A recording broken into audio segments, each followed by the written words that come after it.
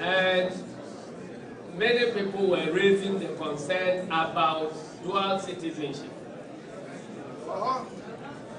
I just want to let you know that this issue has already been dealt with, and perhaps there is lack of information about what the current situation is.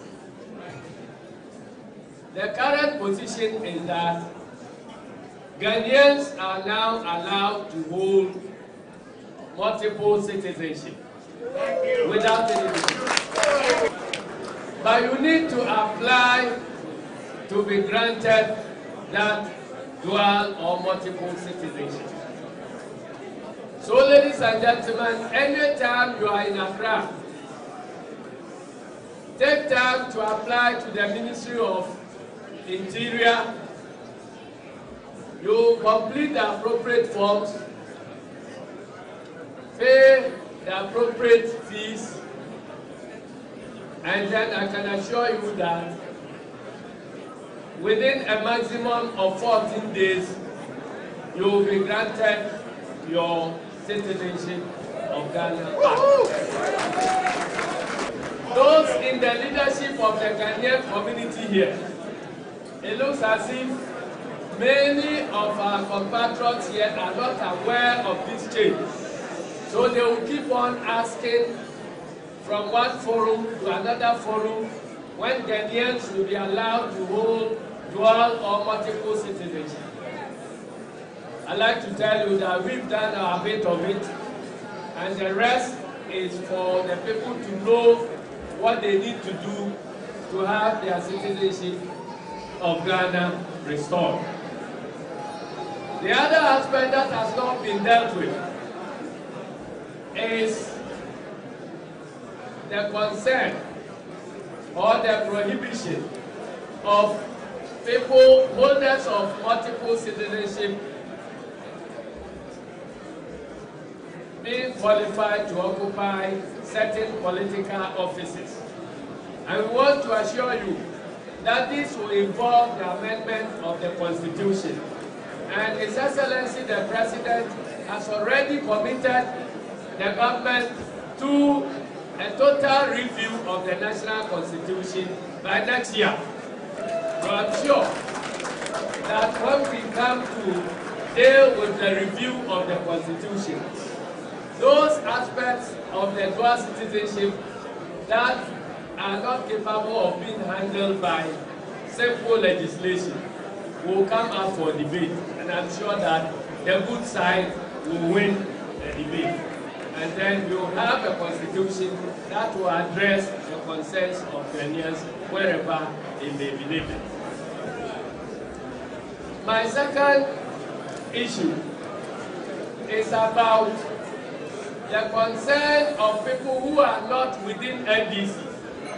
His Excellency the President has told Ghanaians that an eye for an eye will leave the whole society blind. So we are not about to segregate businesses according to their political lineage and deal with them differently. We think that any business that is capable of generating employment to our teeming youth is welcome to apply their business in a peaceful, democratic atmosphere, and they shall not fear anything at all. The owner of the business may be MPP, but I'm not sure anybody can say that all the employees in that organization will be MPP. It doesn't work that way. And even if the owners and the employees are all MPP, if you are calculating the unemployment figures of Ghana, I'm not sure anybody is going to segregate them and then tell us that because the NDC youth are fully employed and the MPP youth are those who don't have employment, therefore the employment situation in the country has improved. It doesn't work that way. So whichever business generates employment for our youth, when we come to calculate the national income figures and we calculate the employment figures, definitely it will impact on the next employment generation of the nation. I want to also add that NDC was in opposition.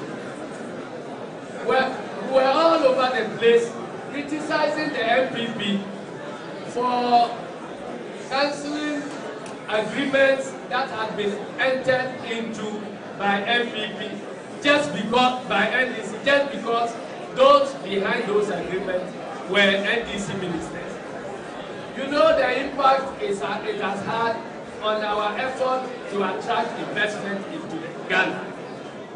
Everybody now in the investment community thinks that Ghana is a place where if you want to go to seek investment, you better tailor the lifespan of your investment to coincide with the lifespan of a particular government with which you are entering into those agreements.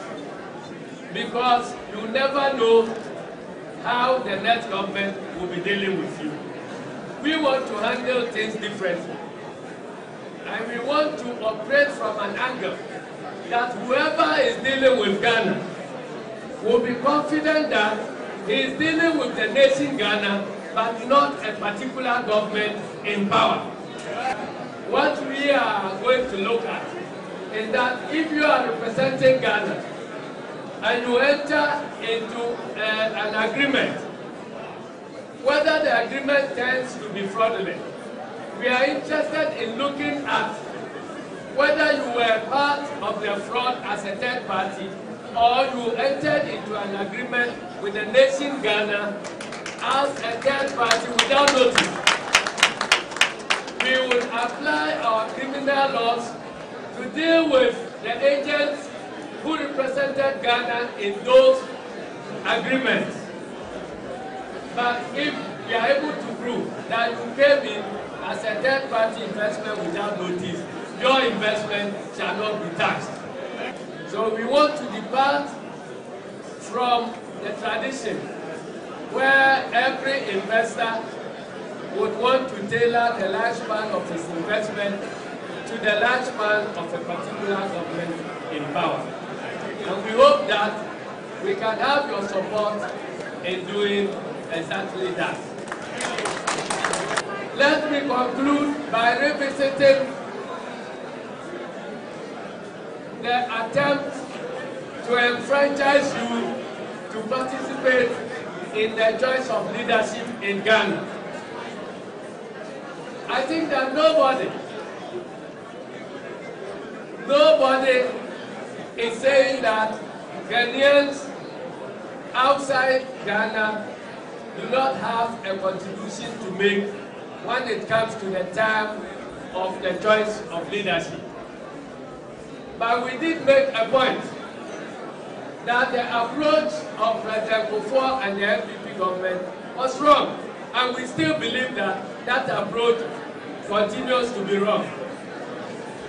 We are hopeful that as time goes on, we should be able to engage you constructively, to be able to explore all the other possibilities of making you part and parcel of the process of choosing leadership in Ghana. As we stand here, we do not have tailor-made solutions. But in opposition, we were dealing with issues like the possibility of creating special constituencies for Ghanaians outside Ghana to be able to elect your own representatives in Parliament. That is a possibility. And I think that when we come to review the Constitution in the coming years, you would avail us with your advice and your suggestions, and those suggestions will be taken on board. I'd like to thank everybody